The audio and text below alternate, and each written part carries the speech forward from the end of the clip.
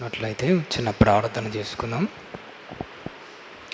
పరిశుద్ధుడైన తండ్రి, ప్రేమ కలిగిన ఆయన, కృప కలిగిన దేవ, చాలా రోజుల తర్వాత మళ్ళీ మీ పిల్లలతో చేర్చి మీ విలువైన మాటలను కొద్దిసేపు ధ్యానించడానికి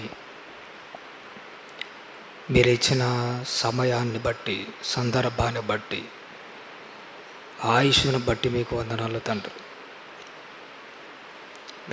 మీరు మాకు అనుగ్రహించిన ఈ సమయాన్ని వృధా చేసుకోనకుండా మా జీవిత మార్పు కోసం రాయబడిన ప్రతి మాటను మనసు పెట్టి శ్రద్ధాసక్తులతో ధ్యానించి ఆ కృపను, ధన్యతను ప్రసాదించండి తండ్రి. అయోగ్యుడను, అల్పుడను, అనర్హుడను అయినా కానీ నీ మాటలు మాట్లాడడానికి ఇస్తున్న అవకాశాన్ని బట్టి వందనాలు తండ్రి. నా మరణం వరకు మీరు నా పట్ల చూపించిన ఈ కృపను పోగొట్టుకొనక నమ్మకమైన సాక్షిగా పనిచేసే ఆ భాగ్యాన్ని అనుగ్రహిస్తామని ఆశపడుతూ ముందున్న సమయాన్నంతా మీ ప్రేమ కలిగిన హస్తాలకు అప్పజెప్పుకుంటూ మా కోసం ప్రాణం పెట్టి తిరిగి లేచిన యేసుక్రీస్తు వారి నామం పేరట ఈ ప్రార్థన అడిగి వేడుకొనుచున్నాము తండ్రి, ఆమేన్. చేరువచ్చిన దేవుని పిల్లలైన ప్రతి ఒక్కరికి యేసుక్రీస్తు వారి నామం పేరట వందనాలు తెలియజేయుచున్నానమ్మా. ప్రభునందు ప్రభువైన దేవుని వల్లరా, ఈరోజు బైబిల్లో నుండి ఒక మంచి విలువైన అంశాన్ని మనము చాలా జాగ్రత్తగా, శ్రద్ధాసక్తులతో కొన్ని నిమిషాలు చక్కగా ఆలోచన చేద్దామండి. మనం చాలాసార్లు విన్న మాటలే ఉన్నట్టే ఉంటాయి, కానీ కొత్తగా కనపడుతుందండి ఈరోజు ఆ మాటలు. ఎన్నోసార్లు విన్నా కానీ ఆ మాటలు దేవుడు బైబిల్ గ్రంథంలో రాయించిన ఆ మాటలు ప్రత్యేకమైనవే.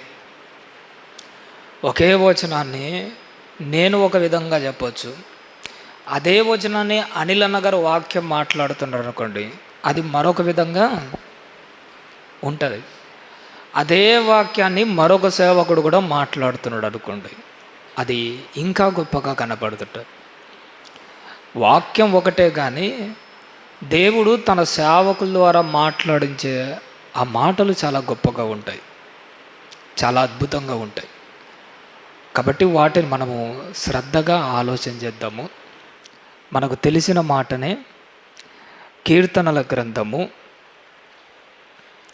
1వ అధ్యాయము. బైబిల్ ఉన్న వారందరూ దైవ గ్రంథాన్ని తెరిచి కీర్తనల గ్రంథము 1వ అధ్యాయము 1వ వచనాన్ని ఒక్కసారి జ్ఞాపకం చేసుకుందామా. దుష్టుల ఆలోచన చొప్పున నడువక, పాపుల మార్గమున నిలువక. చాలు తల్లి. దేవుడు తన భక్తుడైన దావీదు గారి నోట రాయిస్తున్న ఒక విలువైన మాట. చిన్నప్పుడు మనం కంఠత వాక్యాలుగా చదువుకున్న మాటనే. ప్రజలు, క్రైస్తవులు ఎలా తయారైపోయారంటే కంఠస్థ వాక్యాల పేరుతో మన కంఠానికి అలవాటు చేశామే కానీ మన బ్రతుకులకు మాత్రం వాక్యాన్ని అలవాటు చేయలే. మన జీవితానికి దానిని అమలు చేసుకోకుండా పైకి మాత్రం కవర్ చేసుకుంటూ, పైకి మాత్రమే చూపించుకుంటూ సాగుతున్న జీవితాల మాదిరి తయారైపోయాయి. దావీదు గారి ద్వారా రాయించిన ఈ మొదటి మాటనే మనం జ్ఞాపకం చేసుకోగలిగితే, దుష్టుల ఆలోచన చొప్పున నడువక అన్నాడు. ఎందుకు నడవకూడదు అన్నాడంటే, ఆయన ఆల్రెడీ ధర్మశాస్త్రాన్ని ధ్యానించేవాడు కాబట్టిగా దుష్టుల ఆలోచన చొప్పున నడిస్తే ఏమవుతుందో ఆయనకు బాగా తెలుసు. ఒకానొక టైంలో అపవాది, దుష్టుడు అనగానే మనం ప్రత్యేకంగా చెప్పుకోగలిగిన వ్యక్తి ఎవడో తెలుసా? చాలాసార్లు మనుషులు అనుకుంటాం. మనుషులను అలా తయారు చేసిన అసలైన దుష్టుడు ఎవడు? వాడే అపవాది. నువ్వు ఎప్పుడైతే అపవాది యొక్క ఆలోచన చొప్పున నడుస్తావో నిన్ను, నీ కుటుంబాన్ని కూడా సర్వనాశనము ఖచ్చితంగా చేసుకుంటావు. ఒకానొక టైంలో హవ్వమ్మ గారు తన బ్రతుకు ఒక్కదాన్నే కదా నాశనం చేసుకుంది, తన కుటుంబాన్ని కూడా నాశనం చేసుకోవడానికి ఒకటే ఒక రీజన్, కారణం ఏంటో తెలుసా? దుష్టుడైన అపవాది ఆలోచన చొప్పున నడిచింది. కయీను తన సొంత తమ్ముని చంపడానికి, ఆడి బ్రతుకు దేశ దిమ్మరాయి లోకాన్ని పట్టుకొని తిరగడానికి కారణం ఏంటో తెలుసా? ఒకే ఒక రీజను, దుష్టుని ఆలోచన చొప్పున నడుస్తూ ఉన్నాడు. ఈ మధ్యకాలంలో యవనస్తులు మీరు గమనించారు అనుకోండి, లోకంలో ఒకనాడు కయ్యను ఎలా అయితే దేశ దిమ్మరై తిరిగాడో, ఈరోజు లోకంలో యవన బిడ్డలందరూ ఏమై తిరుగుతున్నారో తెలుసా? ఒకే మాట, దేశ దిమ్మరులై లోకాన్ని పట్టుకొనే తిరుగుతున్నాడు. ఒకడు సినిమాలంటూ షికారులంటూ తిరుగుతాడు, ఒకడు మందు జల్సాలని తిరుగుతాడు, ఒకడు అమ్మాయి వ్యభిచారం అంటూ తిరుగుతుంటాడు. ఒక్కొక్కడు ఒక్కొక్క జాతి. వీళ్ళందరూ కయ్యను యొక్క సంతానమే. వీళ్ళంతా కయ్యనుకు ఏ గత అయితే పట్టిందో చివరకు వీళ్ళకు కూడా అదే గతే పడుతుంది. దుష్టుడైన అపవాది యొక్క ఆలోచన చొప్పున నడిచిన కయ్యను బ్రతుకు ఎలా అయితే నాశనమైందో, యేసుక్రీస్తు వారి వెంట ఒకడున్నాడు, ఇస్కరియోతు యూదా. యేసుక్రీస్తు వారు వెంట ఉన్నా కానీ వాడు ప్రభు ఆలోచన చొప్పున నడిచిన వాడు కాడు. ప్రభువుకు దగ్గరే ఉన్నాడు కానీ వాడి ఆలోచన విధానాలు వేరు, వాడి ప్రవర్తించిన తీరు వేరు. దుష్టుల ఆలోచన చొప్పున వాడు నడిచాడు కాబట్టి కానీ వాడి గమ్యస్థానం ఏమైపోయింది? నరకానికి వెళ్ళిపోయాడు. ఒక మాట చెప్పమంటారండి, నువ్వు కూడా దుష్టుని యొక్క ఆలోచన చొప్పున నడిస్తే నీ బ్రతుకు కూడా అంతే, ఇంకేముండదు. నువ్వు మంచిదానవే కావచ్చు, నీ మనసులో పడిన వాని ఆలోచన ఎలాంటిదో తెలుసా? మనము పంచభక్ష పరమాన్నాలతో చేసిన అద్భుతమైన వంటకములో ఒక చిన్న విషపు చుక్క పడితే ఎలా ఉంటుందో, నిస్వార్థమైన నీ మంచి మనసులో అపవాది యొక్క ఆలోచన పడినా కానీ అంతే, సర్వము నాశనం అయిపోతుంది. అంతే, సర్వము కల్మషం అయిపోతుంది. అసలు ఆ అంగరంగ వైభవంగా చేసిన అద్భుతమైన పంచభక్ష పరమాన్నంలో నుంచి ఆ చిన్న విషపు చుక్కను బయటికి తీయగలమా? మనము తీయగలమా? తీయలేని తెలుసా? నీ హృదయంలో పడిన అపవాది ఆలోచన కూడా అలాంటిదే.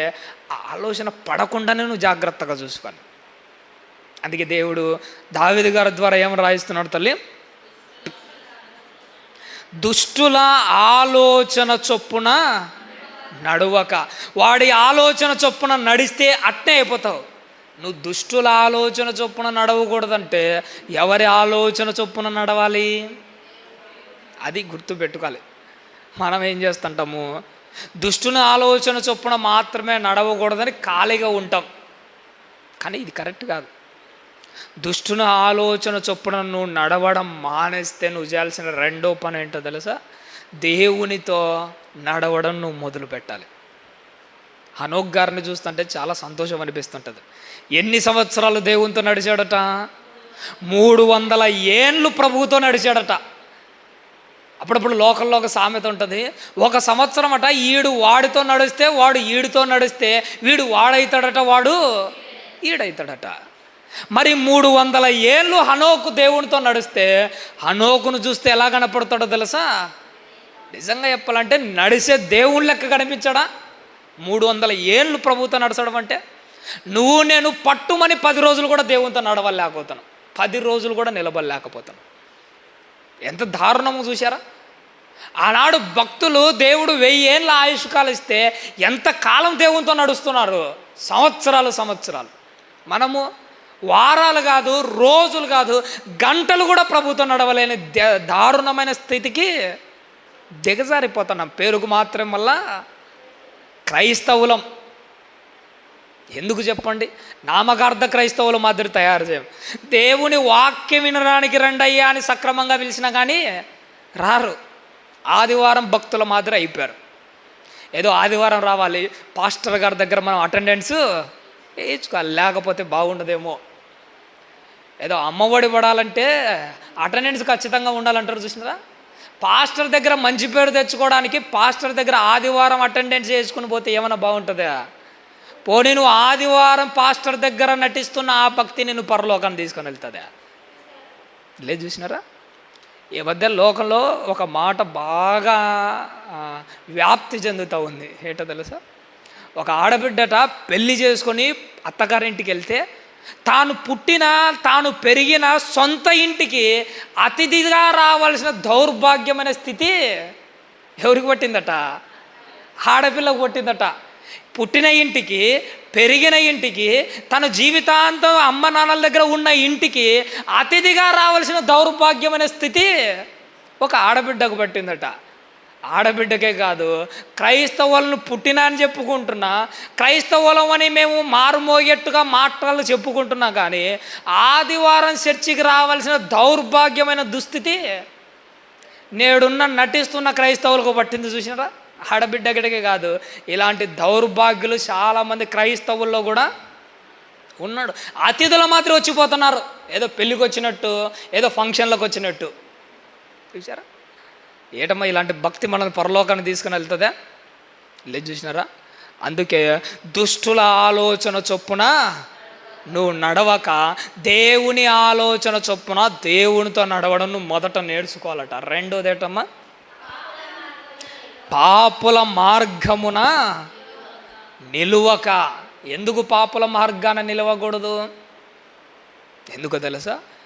ఏ పాపుల మార్గములు అయితే నువ్వు నిలబడతావో అది మామూలుగా కాదు, పాపము కరోనా కంటే డేంజర్ లాంటిది.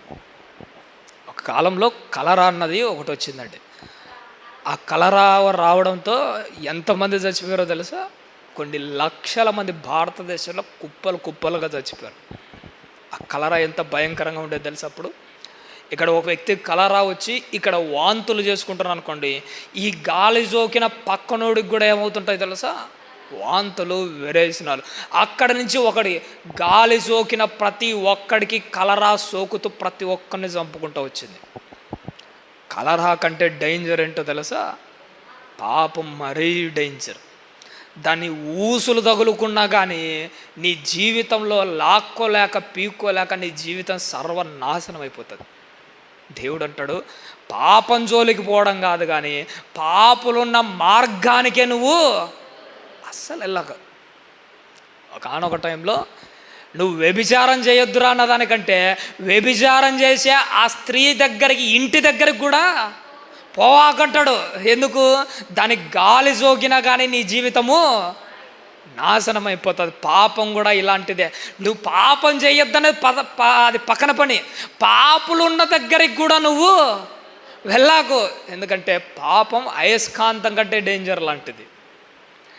అయస్కాంతం ఒకటే కదా అది ఆకర్షించేది, ఇనప ముక్కలను కూడా అది ఆకర్షిస్తుంది. నువ్వు ఆ దారి గుండా పోతాననుకో, అక్కడ ఉన్నదే ముందుగానే పనికి మాలిన వాళ్ళు, పనికి మాలిన గుంపది. నువ్వు పోతా ఉంటే నిన్ను విడిచిపెడతాడా? ఏదో ఒక మాట నిన్ను అని అయస్కాంతం ఎలా అయితే ఆకర్షిస్తుందో ఇనుప ముక్కను, నిన్ను కూడా పనికి మాలిన వాళ్ళు అలానే ఆకర్షిస్తాడు. అందుకే పాపుల మార్గం వైపు నువ్వు అస్సలు పోవాకు, ఆ మార్గంలో నువ్వు నిలబడాకు. దుష్టుల మార్గంలోనూ నడిచిన, పాపుల మార్గంలోనూ నిలబడిన సరాసరి అది ఎక్కడికి పోతుందో తెలుసా? నీకు తెలియకుండా నీ అడుగులు చక్కగా నరకానికే పోతాయి. కొండ మీద ఎక్కడో వర్షం పడింది అనుకోండి, ఆ వర్షపు సినుకులు చిన్నగా పాయలుగా మాదిరి చిన్న కాలువలలోకి వెళ్తుంది. కాలువల్లో నుంచి వాగుల్లోకి వెళ్తాయి, వాగుల్లో నుంచి వంకల్లోకి వెళ్తాయి, వంకల్లోంచి నదుల్లోకి, నదుల్లోంచి చివరికి ఎక్కడికి వెళ్తుంది? సముద్రంలోకి వెళ్తుంది. కొండ మీద పడిన వర్షపు సునుకు చిట్ట చివరికి ఎలా అయితే సముద్రంలోకి వెళ్ళి కలిసిపోయిందో, పాపులతో తిరుగుతున్న నువ్వు కూడా పాపులతో పాటు చిట్ట చివరకు నువ్వు కూడా నరకానికి జరిగిపోతావు. అందుకే ప్రభు నేను ముందే హెచ్చరిస్తున్నాడు, పాపుల మార్గాన నిలువక. మూడో మాట ఏమంటున్నాడు తల్లి? అపహాసకులు కూర్చుండు చోటను కూర్చోకూడదు. మనకున్న పనికి మాలిన క్యారెక్టర్లు ఏంటో తెలుసా? దేవుడు ఏదైతే వద్దు అన్నాడు అనుకో, మనం అదే చేస్తాం. దేవుడు ఇది చెయ్యండ్రా అంటే మాత్రం అది చెయ్యం. పనికి మాలిన బ్యాచ్ మనది. దారిన పోయే కుక్క చెవులు పట్టుకునేవాడిని ఎప్పుడన్నా చూసాడు? బైబిల్లోనే ఉంటుంది అన్నమాట. దానికి వద్దేది ఉంటుంది. దారిని పోయే కుక్క చెవులు పట్టుకునేవాడు ఎంత పనికి మాలిన వాడో, అపహాసకులు కూర్చున్న చోటికి పోయేవాడు కూడా అంతే పనికి మాలిన వాడు. వాడి జీవితాన్ని నాశనం చేసుకోవడానికి సరాసరి వాళ్ళ దగ్గరికి వెళ్తున్నాడు. అందుకే ప్రభు అంటున్నాడు, నాయన అపహాసకులు కూర్చుండు చోటన కూర్చుండక. ఎందుకంటే నీ సమయము వృధా అవుతుంది, నీ మనస్సు కల్మషమైపోతుంది. నీ బ్రతుకుల్లో లేని శత ఆలోచనలు మొలిచే ఒకే ఒక భయంకరమైన చోటు ఏంటో తెలుసా? నలుగురు పనికి మాలిన వాళ్ళు కూర్చొని మాట్లాడుకునే చోటనే నీ జీవితం నాశనం అవుతుంది. అక్కడ అసలు కూర్చోకూడదని. అక్కడ కూర్చున్నామంటే సమయం ఎలా గడిచిపోతుంటుందో నీకే తెలియదు. నిజంగా ఒక మాట చెప్పమంటారండి, అపహాసకులతో కూర్చొని నలుగురు కూర్చొని ఒకసాట వ్యవహారం చేస్తూ ఉంటారు చూసినారా? ఏదో ఒకటి వాళ్ళ గురించి వీళ్ళ గురించి పంచాయతీలు పెట్టింటారు. నలుగురు కూర్చొని ఒకసాట కూర్చొని చెత్త మాట్లాడుకునే దగ్గరికి నువ్వు పోయావు అనుకో, గంట అవుతుంది, ఆ వ్యవహారం అయిపోతుంది అనుకుంటారా? 2 గంటలు, 3 గంటలు, ఒకసారి రాత్రి అవుతుంటుంది, 7 అవుతుంటుంది, 8 అవుతుంటుంది. మన అమ్మ వచ్చి బూతులు తిట్టేంత వరకు మనకు ఒకసారి గుర్తుకే రాదు. ఇక మాట్లాడుతూనే ఉంటాం ఆ చెత్త అంతా. అందుకే దేవుడు ఏమంటున్నాడంటే, అపహాసకులు కూర్చుండే చోట నువ్వు అస్సలు కూర్చోక. ఎందుకన్నాడు తెలుసా మాట? ఈరోజు నువ్వు అపహాసకులతో కూర్చుకుంటే అపహాసకులతో పాటే నరకంలో కూడా కూర్చొని ఏడ్చాల్సిన పరిస్థితి వస్తుంది. అదే సంఘంలో విశ్వాసులతో కూర్చుంటే, ఇదే భక్తులతో పరలోకంలో నువ్వు సంతోషంగా నీ కన్న తండ్రితో కూర్చునే రోజులు వస్తాయి. నువ్వు ఎక్కడ కూర్చుంటున్నావో ఒక్కసారి నువ్వు పరిశీలన చేసుకో. నేను కూడా పరిశీలన చేసుకుంటా. హృదయాన్ని మనం పరిశీలన చేసుకుంటే పక్కనోడు మనల్ని పరిశీలన చేయాల్సిన అవసరము లేదు. ఎవడో వచ్చి నీ బ్రతుకు బాగలేదురా అని ఏలెత్తి చూపించుకునేంత స్థాయికి క్రైస్తవులుగా మనం ఎప్పుడు దిగజారకూడదు. ఎవడో వచ్చి చెప్పేంతవరకు ఉండాలన్నా. బైబిల్ ముందర పెట్టుకొని అద్దంలో చూసుకున్నట్టు నీ బ్రతుకును నిన్ను నీవే పరిశీలన చేసుకో. నిన్ను నువ్వు చెక్ చేసుకుంటే పక్కనోడు నీ వైపు ఏలెత్తి చూపించడానికి అవకాశమే ఉండదు. నీ ఆలోచన ఎప్పుడు ఎటుంటుంది? నీ మీద నీకుండదు ఆలోచన. ఎప్పుడు చూసినా పక్కన వాళ్ళ మీద ఆలోచన ఉంటుంది. వాడు ఇలా, ఈడు ఇలా, ఇవ అలా అని. వాళ్ళతో వీళ్ళతో మనకేం పని? ముందు మనల్ని మనము సరి చేసుకోవాలి. అందుకే ప్రభు ఏమంటున్నాడంటే, అపహాసకులు కూర్చుండ చోటన కూర్చుండక నువ్వు చేయాల్సిన పని గురించి చెప్తున్నాడు చూడండి. యెహోవా ధర్మశాస్త్రమునందు ఆనందించుచు దీవారాత్రములు దానిని ఏం చేయాలట? ధ్యానించువాడు ధన్యుడట. ఎప్పుడు ధ్యానించాడట? మైన దీవారాత్రులు అంటే దాని అర్థం ఏంట తల్లి? రాత్రులు పగలు. అంటే దావీదు అంత ఖాళీగా ఉన్నాడా? రాత్రి పగలు వాక్యాన్ని చదివి లేదంటే వాక్యాన్ని ధ్యానించేంత ఖాళీగా ఉన్నాడా? ఆయన ఏమన్నా మున్సిపాలిటీ పని చేసే చిన్న పనోడా? ఏటమ్మా పోని లేదా దావన పోయే దానైనా కొంతమంది చెట్టు కింద ఫ్లీడర్లు ఉంటారు, పనికి మాలిన మాటలు మాట్లాడుకుంటా. అలంతా ఖాళీగా ఏమన్నాడా? ఒక రాజ్యాన్ని పరిపాలించే గొప్ప రాజు, ఇసుక రేణువులంతా ఉన్న, సముద్రపు ఇసుక రేణువులంతా ఉన్న ఆ ఇశ్రాయేలు రాజ్యాన్ని పరిపాలించే గొప్ప రాజు అయినా కానీ ఏం చేస్తున్నాడట? దీవారాత్రులు దానిని ధ్యానిస్తున్నాడట. నిజంగా ఆయన చూస్తుంటే నాకు వండర్ అనిపించదు. దీవారాత్రులు ధ్యానించడం అంటే ఏంటి? మనకు ఒకటే తెలుసు, బైబిల్ చదవడం ఒక్కటే తెలుసు నీకు. కానీ దేవుడు అది కాదు చేయమని చెప్తుండదు. దాన్ని ఏం చేయాలట? ధ్యానించాలి. ధ్యానించడం అంటే ఏంటో తెలుసా? నువ్వు వాక్యం చదువుతా ఉన్నా ధ్యానించవచ్చు, వాక్యం వింటా ఉన్నా కానీ ధ్యానించవచ్చు. నువ్వు చదవకపోయినా వినకపోయినా చదివిన దాన్ని నెమరేసుకుంటూ కూడా నువ్వు ధ్యానించవచ్చు. దావీదు చేసింది ఏంటో తెలుసా? ధ్యానించాడు, నెమరేసుకుంటూ వాక్యాన్ని ధ్యానిస్తున్నాడు. ఆయన పని ఆయన చేసుకుంటున్నా కానీ మరొక వైపు వాక్యాన్ని ఏం చేసేవాడు? పగలు రాత్రి అన్న తేడా లేకుండా వాక్యాన్ని ధ్యానించేవాడు. అంటే ఈయన తన స్వకార్యాలు చేసుకుంటూ కూడా స్వామి కార్యాన్ని చేసినవాడు. లోకంలో ఒక సామెత ఉంటుంది, ఏంటో తెలుసా? స్వామి కార్యం జరగాలట, స్వామి కార్యంతో పాటు స్వకార్యం కూడా జరగాలి. అంటే వీళ్ళ ఉద్దేశం ఏంటో తెలుసా? స్వామి కార్యాన్ని అడ్డం పెట్టుకొని స్వకార్యం చేసుకునేవాళ్ళు. అటువంటి దేవునికి నచ్చారు. స్వకార్యములో కూడా స్వామి కార్యం చేస్తుంటాడు, చూసినాడా? వాళ్ళు మాత్రమే దేవునికి బాగా నచ్చుతూ ఉంటాడు. ఒకవైపు నీ పని నువ్వు చేసుకుంటున్నాలి, మరొక వైపు స్వామి కార్యం ఎలా చేయాలో కూడా నువ్వు ధ్యానిస్తూనే ఉండాలి. అప్పుడే నువ్వు దీవారాత్రులు ధ్యానించినట్టు. నాది అనిల్ అన్న సిచ్యువేషన్ ఏంటో తెలుసా? ఉదయం 7:30కు నేను స్కూల్కు బయలుదేరాలి. 5:30 వరకు నేను ఎక్కడ ఉంటానో తెలుసా? స్కూల్లోనే ఉంటాను. ఒకవైపు నా స్వకార్యము జరుగుతూ ఉంటుంది, లీజర్ అవర్లో దేవుని కోసం నేను ఏ వాక్యం చెప్పాలో ఒకవైపు నేను ప్రిపేర్ అవుతానే ఉంటాను. స్వకార్యము నాది జరుగుతూ ఉంటుంది, స్వకార్యంలో స్వామి కార్యం కూడా జరుగుతూ ఉంటుంది. 5:30కి ఇంటికి రాగానే అంతటితోనే అయిపోతుంది అనుకుంటున్నాను. అది ఇంటికి కూడా వెళ్ళను నేను. 5:30 నుంచి 6 గంటల వరకే నాకు టైం ఉంటుంది. 6 గంటల వరకు వచ్చి ఆ కొత్తపల్లలో కూర్చుంటాను. ఆ తర్వాత నేను ఫ్రెష్ అప్ అయ్యి మళ్ళీ ఆ నుంచి సువార్తగా నేను ఇంటికి పోయేసరికి సుమారుగా 9:30, ఒక్కోసారి 10 కూడా అవుతుంది.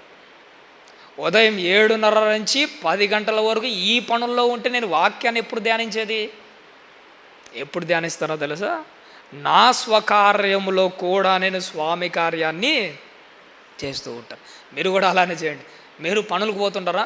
వెళ్ళండి, తప్పేం లేదు. నీ పని నువ్వు చేసుకుంటూనే ఉండు, నీ స్వకార్యం నువ్వు చేసుకుంటూనే ఉండు. స్వకార్యంలో కూడా దావీదు గారి మాదిరి స్వామి కార్యాన్ని మర్చిపోకుండా చేయి. అంతే, మర్చిపోకుండా ఏదైనా పని చేయను. ఏ పని చేసినా కానీ ఆ పనిలో నీ దేవుని పని జరుగుతూనే ఉండాలి. అప్పుడే నువ్వు దీవారాత్రులు దావీదు గారి మాదిరి ధ్యానించిన వాడివి అవుతావు.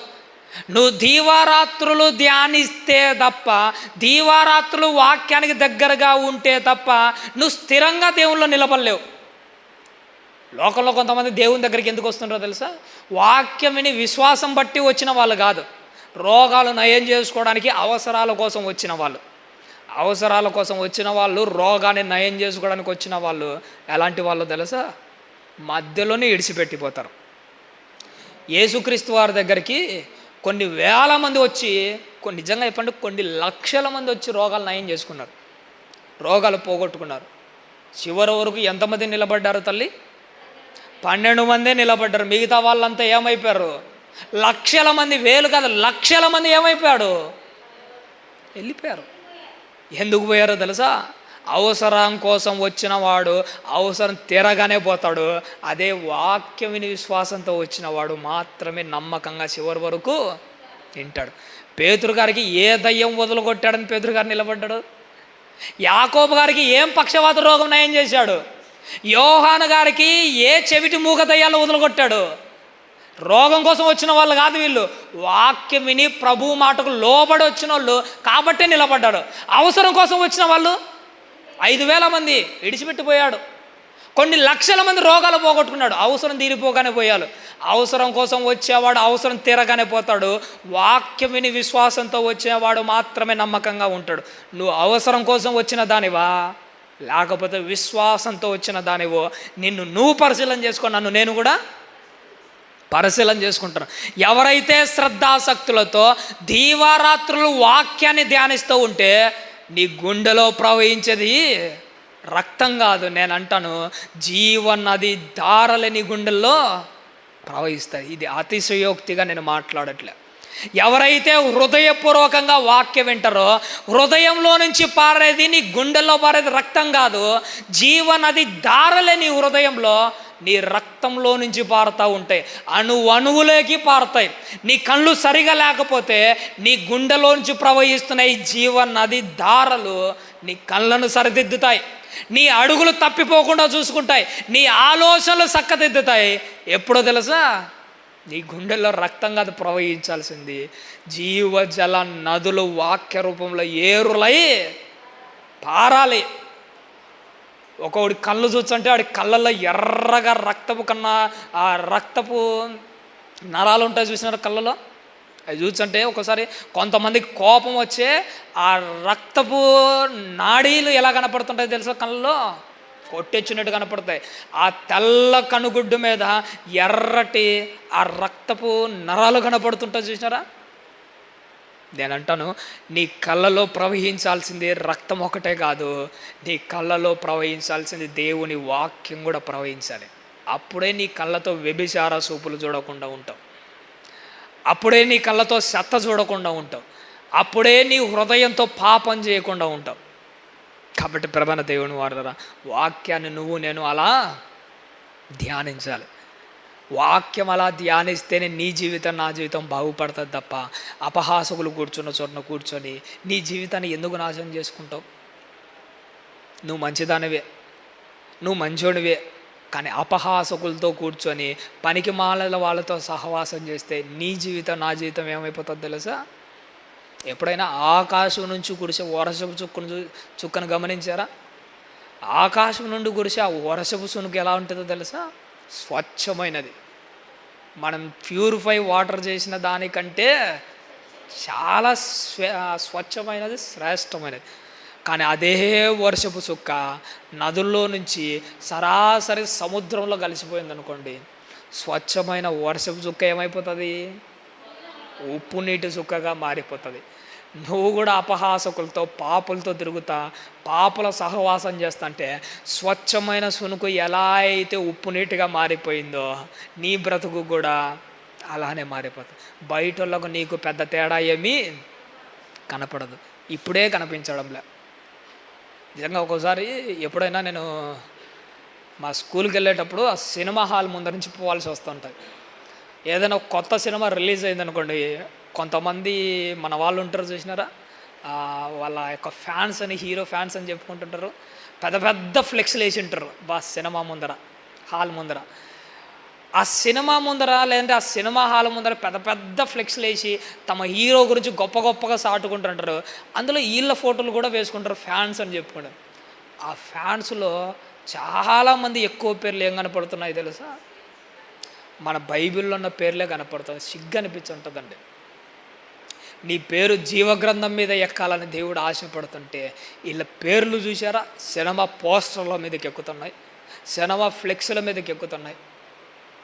ఆడేమన్నా పరలోకం తీసుకొని వెళ్తాడా, లేకపోతే నీ కుటుంబానికి 10 రూపాయలు సహాయం చేశాడా? ఎన్ని లక్షలు పెట్టి సినిమాలు ఇన్నిసార్లు చూసావు కదా, ఏ రోజైనా వాడు వచ్చి నీ ఇంటి దగ్గరకు వచ్చి నీ కుటుంబం బాగుపడడానికి, అదే 1000 రూపాయలు టికెట్ పెట్టి సినిమాకు పోవడం కంటే 1000 రూపాయలకు నీ తల్లికి పండ్లు ఫలాలు తీసుకొని పోతే సంతోషంగా ఆనందపడదా? నీ పిల్లల ఆకలి తీరదా? మన వాళ్ళకి సిగ్గుమానం ఉండదండి. నిజంగా చెప్పాలంటే 1000 రూపాయలు పెట్టి సినిమాకైనా పెడతారు, కానీ 100 రూపాయలు పెట్టి కుటుంబంలో పండ్లు ఫలాలు తీసుకొని రాలి సిగ్గులేని వాళ్ళు ఎవరో తెలుసా? క్రైస్తవులు. మరి దారుణంగా బ్రతుకుతుంటారు, పేరుకు మాత్రం క్రైస్తవులు అని చెప్పుకుంటుంటారు. పక్కన వాళ్ళకు మనకు తేడా ఏం కనపడుతుంది? లోకంలో వాళ్ళకు క్రైస్తవులకు మనకి ఏం తేడా కనపడుతుంది? ఏం కనిపించట్లేదు. అందుకోసమే అలాంటి వాళ్ళతో మీరు జాగ్రత్త. పాపుల చోటుకి మీరు వెళ్ళకండి. దీవారాత్రులు దాన్ని ఏం చేయాలట? ధ్యానించాలట. ఎందుకంటే ధ్యానిస్తేనే వాక్యము నీ హృదయంలోకి వెళ్తుంది. ఒక మాట చెప్పమంటమ్మా, ఎందుకు నువ్వు ఇన్ని వాక్యాలు విన్నా నీ బ్రతుకు మారట్లేదంటే ఒకటే ఒక రీజను, నువ్వు చెవులతో వాక్యం వింటున్నావు కానీ హృదయంతో వాక్యము వినట్లే. చెవులలోకి వెళ్ళిన వాక్యం నిర్వీర్యం అవుతుందేమో కానీ హృదయంలో పడిన వాక్యం మాత్రమే ఫలిస్తుంది. నువ్వు మానంగా పద్ధతిగా చెవులతో వినడం మానేసి హృదయంతో వినడం బాగా నేర్చుకోవాలి ప్రమాణ దేవుని. అప్పుడే నీ జీవితం బాగుపడతాయి. హృదయంలోకి వెళ్తేనే ఫలితం వస్తుంది. నీకు ఏదైనా టైఫాయిడ్ కానీ, ఈ మధ్య డెంగ్యూ జ్వరాలు చాలామందికి వచ్చాయని భయం ఎత్తుకుంటుంది పాపం చిన్నపిల్లలను చూస్తుంటే. ఎలా ఉంటారో చచ్చిపోతారో కూడా తెలియని దారుణమైన స్థితి. ఒక మాట చెప్పండి, నీకు టైఫాయిడ్ కానీ డెంగ్యూ జ్వరం వచ్చిందనుకోండి, ఒళ్ళంతా చాలా వేడిగా అయిపోతుంటుంది. వేడిగా అయిపోయిందని నువ్వు అరికాలం మొదలుకొని నడినెత్తి వరకు ఐస్ క్యూబ్స్ అని పెడితే ఆ వేడి తగ్గుతుందా? నువ్వు చేయాల్సింది పైన కాదు, వేడి తగ్గించడానికి ఏం చేయాలో తెలుసా? ఒక ట్యాబ్లెట్ లోపల వేస్తే పైన ఐస్ క్యూబ్స్ చేయలేనిది కూడా లోపలికి వెళ్ళినది చేస్తుంది. నువ్వు చేసే విచిత్రమైన పని ఏంటో తెలుసా? నీ బ్రతుకును బాగు చేయడానికి పై మెరుగుల పనులు చేస్తున్నావు. అదే హృదయపూర్వకంగా వాక్యం వినానుకో, ఆ వాక్యం లోపలికి వెళ్తే దాని పని అది చేసుకుంటుంది. పై పై మెరుగులు ఏం చేస్తామని చెప్పండి. నీళ్ళు లేక కొన్ని ఎడారి ప్రాంతం లాంటిది ఉంటాయి, అనంతపురం జిల్లా. అక్కడ నీరు లేకపోతే మొక్కలన్నీ ఏమైపోతుంటాయి తెలుసా? వాడిపోతుంటాయి, ఆకులు వాలిపోతూ ఉంటాయి. ఆకులు వాడిపోయాయని నీళ్ళు ఆకుల మీద చల్లితే కుదురుతుందా? ఎక్కడ పోయాలో తెలుసా? వేర్ల దగ్గర నీళ్లు పోస్తే ఆ వేర్లు చూసుకుంటే ఆకులకు వాటర్ సప్లై చేసేది, కాండానికి ఎక్కడ ఏ అవసరం ఉందో అది చూసుకుంటుంది. నువ్వు పోయాల్సింది ఆకుల మీద కాదు, వేర్ల దగ్గర వేయాలి. నీ జీవితం ఎప్పుడు బాగుపడుతుందో తెలుసా? చెవుల మీద పైన వాక్యం వేయడం ఎందుకు? హృదయంలో వాక్యం వేయి. హృదయం చూసుకుంటుంది ఎక్కడెక్కడ లోపం ఉందో, ఎక్కడెక్కడే వాక్యం సప్లై చేయాలో దాని పని అది చేసుకుంటుంది. చెవులతో వినకూడదండి ఇప్పటి నుంచి వాక్యము, హృదయంతో వినడము బాగా నేర్చుకోవాలి. ఎప్పుడైతే నువ్వు హృదయంతో వింటావో అప్పుడు నీ జీవితం ఎలా ఉంటుందట? ఏమంటున్నాడు తల్లి?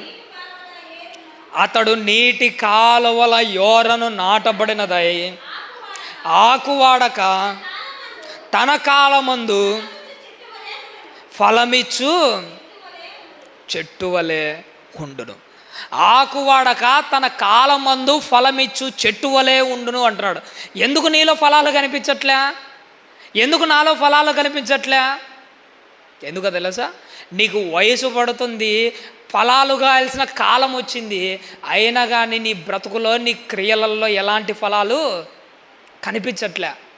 వయసు పెరుగుతుంది కానీ నీ భక్తి మాత్రము పెరగట్లే, అలానే ఉంది. ఎప్పుడైనా కొంతమంది ముసలోళ్ళని చూసంటే నాకు షాక్ అనిపించుంటుందండి. ఈ మధ్య జాషువన్న మీతో చెప్పానో లేదో నాకు గుర్తుకు లేదు, కానీ జాషువన్నతో మన పాస్టర్ గారు ఉన్నారు చూసినాడు. జాషువన్న టీ తాగుతుంటే ఒక పెద్ద ఆయన కనిపించాడట. ఆ పెద్ద ఆయనతో చాలా సుమారుగా 70 ఏళ్ళు పైనే ఉన్నాయట. అన్నాడట ఆ పెద్ద ఆయనతో, ఏమయ్యా ఇంకా ఎంతకాలం అని ఇలానే ఉంటావు? వయసు ఎక్కువ అయిపోయింది కదా, ఇప్పుడైనా బాప్తిసం తీసుకోరాదు, ఇప్పుడైనా దేవుని కోసం బతకరాదు అంటే ఆ పెద్ద ఆయన ఇచ్చిన సమాధానం ఏంటో తెలుసా? ఏమన్నాడో తెలుసా? అమ్మ నా వల్ల కాదట. ఏంటి 70 ఏళ్ళు వచ్చినా కానీ ఇంకా నీ కళ్ళతో ఏం చూడాలనుకుంటున్నావు? ఆ శరీరంతో ఏం అనుభవించాలనుకుంటున్నావు? 70 ఏళ్ళు వచ్చినా, కాటికి కాళ్ళు చాపే వయసు వచ్చినా కానీ బ్రతుకు మార్చుకొని దేవుని కోసం నిలబడదామని మాత్రము లేదు. ఈ మధ్య ముసలోళ్ళు చాలా అంటే చాలా దారుణంగా తయారైపోతున్నారు. నిజంగా సరసోక్తులు, పనికి వాళ్ళ చెత్త మాటలు మాట్లాడేది ఎవరు అనుకుంటున్నారు? నేను నా కళ్ళారా నా చెవులారా విన్నట్టేంటో తెలుసా? ముసలోళ్ళ నోట వస్తున్నది భక్తి జీవితానికి సంబంధించిన మాటలు రావట్లే, సరసోక్తులు మాట్లాడుతున్నాడు, పనికి మళ్ళీ చెత్త మాటలు మాట్లాడుతున్నాడు. వయసు మీద పడుతుంది, నీ మనవళ్ళు మనవరాళ్ళ లాంటి వాళ్ళతో ఎలాంటి మాటలు మాట్లాడాల్సింది? ఒరేనాయన లోకంలో ఏమి లేదురా, ఇక నుంచైనా మీరు బాగుపడరా అని చెప్పాల్సింది బదులు ముసిలోనివైన నీ నోట్లో నుంచి పనికి మాలిన ఒదరుపోటు మాటలు, పనికి మాలిన చెత్త మాటలన్నీ వస్తున్నాయంటే ఇక నీ బ్రతుకు ఎందుకు చెప్పండి? ఏం నేర్పించున్నారు సమాజంలో? ముసలోళ్ళు కూడా అట్నే తయారైపోతున్నారు, సరసోక్తులు మాట్లాడుతున్నారు. చిన్నపిల్లలులే పెద్ద పిల్లలులే సరసోక్తులు మాట్లాడడం ఏంటి? యవనస్తులు సరసోక్తులు మాట్లాడుతున్నారంటే ఏమోలే అనుకోవచ్చు. ముసలోళ్ళు కూడా ఏం మాట్లాడుతున్నారు? అవే మాటలే, నోరు తెరిచి కంపు కొడతా ఉంటుంది. అలాంటి కంపు మాటలన్నీ మాట్లాడుతుంటారు. ఎలా ఉండాలి? మీరు ముసలోళ్ళు అయిన వాళ్ళు, వృద్ధాప్యంలో ఉన్న వాళ్ళు నీ వెనక ఉన్న జనరేషన్కు మార్గాన్ని చూపించేట్టుగా ఉండాలి, కానీ వాళ్ళ జీవితాల్లో నాశనం చేసే సరసోక్తులు నువ్వే మాట్లాడితే ఇంకా వాళ్ళు ఏం నేర్చుకోవాలి చెప్పండి? జాగ్రత్తగా ఉండాలండి. వయసు మీద పడే కొద్దీ నీలో విలువైన మాటలు రావాలి, అనుభవంతో మాట్లాడాలి, పద్ధతిగా మాట్లాడాలి. అలా ఉంటేనే మన జీవితాలు బాగుపడతాయి ప్రభువైన దేవుని వల్ల, లేకపోతే బాగుపడవాడు. చివరికి ఒక మాట ఉంది, అదొకటి మనము చూద్దాం తల్లి. 4-5 వచనాలు ఒకసారి చూద్దాము. దుష్టులు అలాగు ఉండక గాలి చెదరగొట్టు పొట్టు వలె ఉండును అంటున్నాడు. చిన్న గాలి చెదరగొట్టు పొట్టు. దేవుడు నిన్ను ఎలా ఉండాలని ఆశపడ్డాడో తెలుసా? ఒరిజినల్ గింజ లెక్క ఉండాలనుకున్నాడు, కానీ నువ్వు ఎలా తయారైపోతున్నావు? గాలి చెదరగొట్టు పొట్టు, గాలికి పొట్టు ఎలా అయితే చెదిరిపోతూ ఉంటుందో, చిన్న శోధన రాగానే ఏమైపోతుంటారు, పడిపోతుంటారు. ఎవడో వాడన్నాడని ఈడన్నాడని ఎవడో పనికి మళ్ళీ మాటలు అన్నాడని దేవుని మందిరానికి రాకుండా ఏమైపోతుంటారు, వీళ్ళు మానేస్తూ ఉంటాడు. వాడితో ఈయనతో నీకేం పని? వాడు నిన్ను పరలోకం తీసుకుని వెళ్ళాడు, వీడు నిన్ను తీసుకుని వెళ్ళాడు. చివరకు నీ కళ్ళ ముందర నిలబడి వాక్యం చెబుతున్న పాస్టర్ గారు కూడా నిన్ను, ఎవడి కోసము కాదు నువ్వు చర్చికి రావాల్సింది, నీ కోసమే నువ్వు రావాలి. నీ కోసం మాత్రమే నువ్వు సంఘానికి వెళ్ళాలి, నీ కోసం మాత్రమే వాక్యాన్ని వినాలి, నిన్ను నువ్వు కట్టుకోవడానికి మాత్రమే వాక్యం ముందరకు వచ్చి కూర్చోవాలి. దుష్టులు మాత్రమే ఏంటో తెలుసా? గాలి చెదరగొట్టు పొట్టు. చిన్న శోధన వచ్చే నువ్వు గాలికి ఎగిరిపోయినట్టు ఎగిరిపోతున్నావు అంటే నువ్వు పొట్టు లెక్క కనపడుతున్నావా, గింజ లెక్క కనపడుతున్నావు? ఒకసారి చూసుకోండి. గింజ ఎప్పటికైనా నిలబడుతుంది. చిన్న శోధన వచ్చి పడిపోతున్నావు, వంకర మాటలు మాట్లాడుతున్నావంటే నువ్వు గింజ కాదు, పొట్టు అని నీ కొద్ది నువ్వే ఇండైరెక్ట్గా చెప్పుకుంటున్నట్టే లెక్క. పొట్టు ఇప్పుడు ఎగిరిపోయినావులే పర్లేదు, గాలి చెదరగొట్టు పొట్టు వలె నువ్వు ఉన్నావు అనుకో, ఇక్కడ ఎగిరిపోయినా పొట్టు వలె ఉన్నా పర్లేదు. ఈ పొట్టు ఎగిరిపోయి ఎక్కడ పడుతుందో తెలుసా? సరాసరి నరకంలో పడిపోతుంది. నీకు అర్థం కావట్లే. గింజ మాత్రం గట్టిగా నిలబడుతుంది, ఆ గింజ మాత్రం పరలోకంలో నిలబడుతుంది. గాలికి చెదరగొట్టు పొట్టు వలె ఉన్నావంటే ఎగిరిపోయిన నువ్వు డైరెక్ట్ నరకంలోనే పడిపోతావు. నీ గమ్యస్థానం అదే అయిపోతుంది. నిలబడు స్థిరంగా. అందరి మాదిరి చిన్న చిన్నగా ఏదో వంకర మాటలని చెప్పి తప్పించుకోకు. శోధనలకు నిలబడలేకపోతున్నానండి. ఆ మాట రావడానికి నిజంగా చెప్పాలంటే ఇన్ని సంవత్సరాల నుంచి వాక్యం వింటున్నాము, శోధనకు నిలబడలేదని ఆ మాట అనడానికి మీకు ఎలా అనిపించిందో కానీ నాకైతే అసహ్యం కలుగుతూ ఉంటుంది. మీరేనా అనాల్సింది? మనమేనా అనాల్సింది? ఎన్ని సంవత్సరాల నుంచి వాక్యాలు వింటున్నాం? ఎన్ని సంవత్సరాలు? ఎలా ఉండాలి? ఇప్పటికల్లా మనము బలంగా ఉండాలి. ఇంకా 10 సంవత్సరాలు అవుతుంటుంది. 50 ఏళ్ళ నుంచి వాక్యాలు వింటున్నాం. 50 ఏళ్ళ తర్వాత ప్రార్థన చేయించుకోవడానికి వచ్చిన తర్వాత నువ్వు అంటున్న మాట ఏంటి? శోధనలో పడిపోతున్న నా కోసము ప్రార్థన చేయండి అంటావా? 50 ఏళ్ళ నుంచి ఇంకా ఏం విన్నట్టు చెప్పండి వాక్యము? నీలో ఏం ఫలించినట్టు? అసలు ఆ మాట అనడానికి ఎలా మాటలు వస్తున్నాయో మనకు అర్థం కావట్లే. అది నీ నిర్లక్ష్యాన్ని సూచిస్తుంది, నీ శాతగానితనాన్ని చూపిస్తుంది. శాతగాక 50 ఏళ్ళ తర్వాత కూడా నువ్వు మళ్ళీ వచ్చి నేను శోధనలో పడిపోకుండా ప్రార్థన చేయండి అంటే ఇక నీ బ్రతుకు ఎందుకు చెప్పండి? ఇంకా నా బ్రతుకు ఎందుకు చెప్పండి? 1 సంవత్సరం వింటే రాటు తెలిపోతుంటారు 1 సంవత్సరానికే. మా స్కూల్లో పిల్లలకు రామాయణం ఉంటుందండి 10th క్లాసులో. మీకు తెలుసో లేదో కానీ ఒక్కసారే నేను చెప్తాను రామాయణం. 3 నెలలు చెప్తాను. ఆ రామాయణం 3 నెలలు చెప్తే వాళ్ళు ఎలా గుర్తుపెట్టుకుంటారో తెలుసా? సంవత్సరాలు గడిచినా కానీ ఎంత బాగా గుర్తుపెట్టుకుంటారో అంత బాగా గుర్తుపెట్టుకుంటారు. 3 నెలలకే వాళ్ళు రాటు తేలిపోతున్నారు. నిజంగా వాక్యాలు నువ్వు ఇలా వింటంటే ఎట్టుండాలి? రాటు తేలిపోవడం కాదు, ఎక్కడ ఏ మాట ఉందో అడిగితే చెప్పడం కాదు, ఆ మాట ఎలా ఉందో దాన్ని బట్టి నువ్వు ఏం చేసావో, ఎలా బ్రతుకుతున్నావో కూడా చెప్పేంత స్థాయికి రావాలి. మన వాళ్ళ దారుణం ఏంటంటే, మనం ఎప్పుడైనా కానీ జఫన్యా గ్రంథం అన్నాం అనుకో, మన వాళ్ళు ఈ చిత్రంగా ఏం చేస్తుంటారు? కొత్త నిబంధనలో వెతుకుతూ ఉంటారు.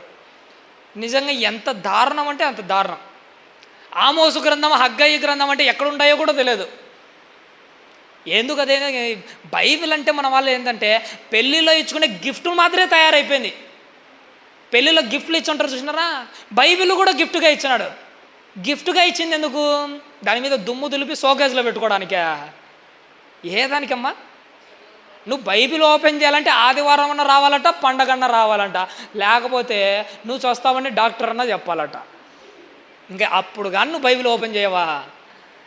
అలాంటి సిచ్యువేషన్ వచ్చిందనుకో ఎందుకు చెప్పండి? వద్దు తల్లి, మనం అట్టు ఉండకూడదు. నువ్వు చదివే బైబిల్ చూడగానే నువ్వు ఎంత ధ్యానిస్తున్నావో అర్థమవుతుంది ఆడంతే. కొంతమంది బైబిల్ తిప్పుతుంటే రాను కూడా రావు. అంటే మన వాళ్ళు దాన్ని ఎలా చూసుకుంటారు? బంగారంలా చూసుకుంటారు. నేను బంగారంలో బైబిల్ చూసుకోమని ఎవరు చెప్పారు? బంగారం మాదిరి అలా దుమ్ము దులిపి పైన పెట్టుకోవడానికా? బంగారం చూసుకునేట్టు కాదు నువ్వు బైబిల్ని చూడాల్సింది. బాగా పనికి ఉపయోగించి ఒక సాధన మాదిరి చూసుకో. వాడిన బైబిల్ ఎట్టుంటుందో తెలుసా?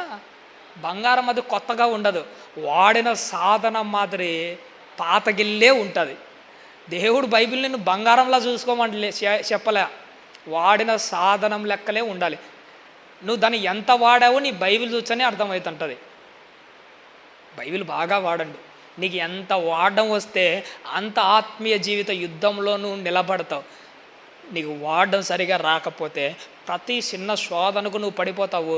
ఇలాంటి మాటలే చెప్పుకుంటావు. కాబట్టి అలా ఉండకూడదండి. చివరిగా అదొక్క మాట చూడండి, నా 5వ వచనము చివరి మాట. కాబట్టి న్యాయ విమర్శలో దుష్టులను నీతిమంతుల సభలో పాపులను నిలువరు. చాలు తల్లి. న్యాయ విమర్శలో దుష్టులు ఏమైపోతారట? నిలబడలేరు. నిజంగా మీకు తెలుసో లేదో కానీ లోకంలో ఒక సామెత ఉంటుంది. యేసుక్రీస్తు వారి యొక్క రాకడ దినాన్ని తలుచుకున్నప్పుడు ఒక్కోసారి ఉన్నట్టుండి భయం ఎట్ట వదులుతుంటుంది తెలుసా? అరికాలు మొదలుకొని నడినెత్తి వరకు వణుకు పుడుతూ ఉంటుంది. చిన్న తప్పు చేసినప్పుడల్లా మీకు ఏం గుర్తుకొస్తుందో రాదు, కానీ నాకైతే ప్రభు రాకడే గుర్తుకొస్తుంది. ఆ రోజు తీర్పు రోజున నేను ఆయన ఎదుట చేతులు కట్టుకొని నిలబడినట్టే గుర్తుకొస్తుంటాయి. ఆ చేతులు కట్టుకొని నిలబడినప్పుడు నాకు వచ్చే ఆలోచన ఏంటో తెలుసా? నాకంటే ముందు ఒకడు ఉంటాడు తీర్పు చెప్పుకుంటా. వాడు న్యాయ విమర్శలో వాడికి జరుగుతున్న ఆ తీర్పును చూస్తే వెనక 2వ ప్లేస్లో ఉంటుంది. నా గతి ఎట్టుంటుందో తెలుసా? లోకంలో ఒక సామెత అంటాడు, అత్తకు కొడితే కోడలు గిరకైతుందట, అతను కొడుతుంటే కోడలు వణుకుతుంటుంది. చూసినారా? న్యాయ విమర్శలో ముందోడికి జరిగే తీర్పును బట్టి నీకు జరగాల్సిన అవసరం లే, వెనకల నీకు వణకే పుడుతూ ఉంటుంది. ఎలా వణుకు పుడుతుందో తెలుసా? ఆ బాధ తలుసుకొని ముందరోడికి జరుగుతున్న ఆ వేదన తట్టుకొని వర్ణాతీతం సలికి వణకడమేమో కానీ ఆ తీర్పు రోజున వెన్నులో వణుకు పుడుతుంది. అట్టుంటుంది తెలుసా?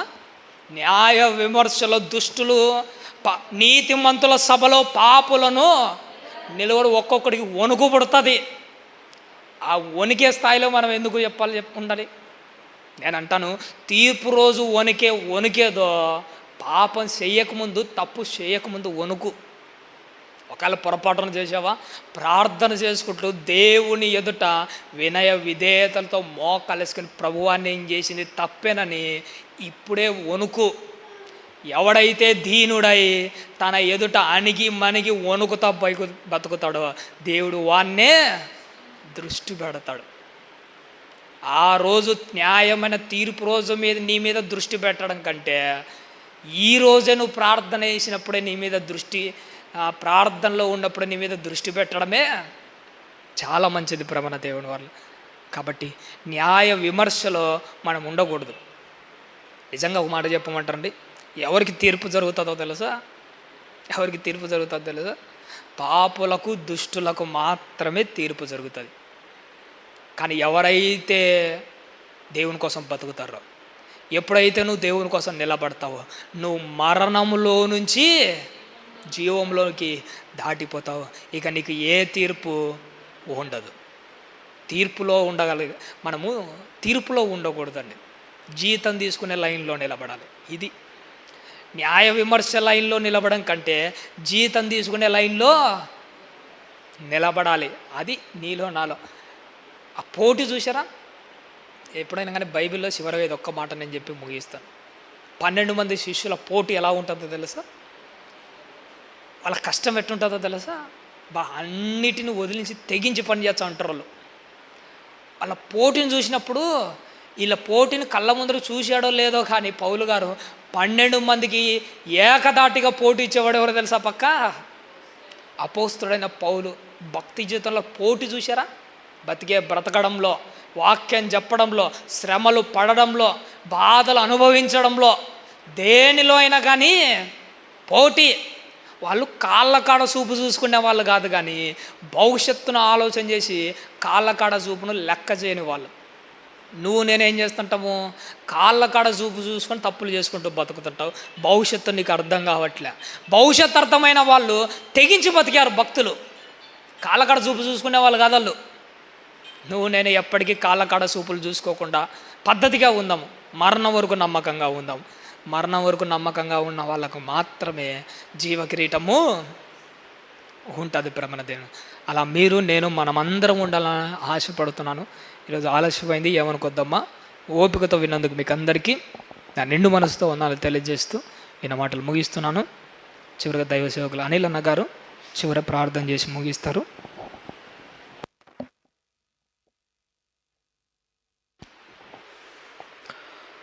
పరిశుద్ధుడా మీకు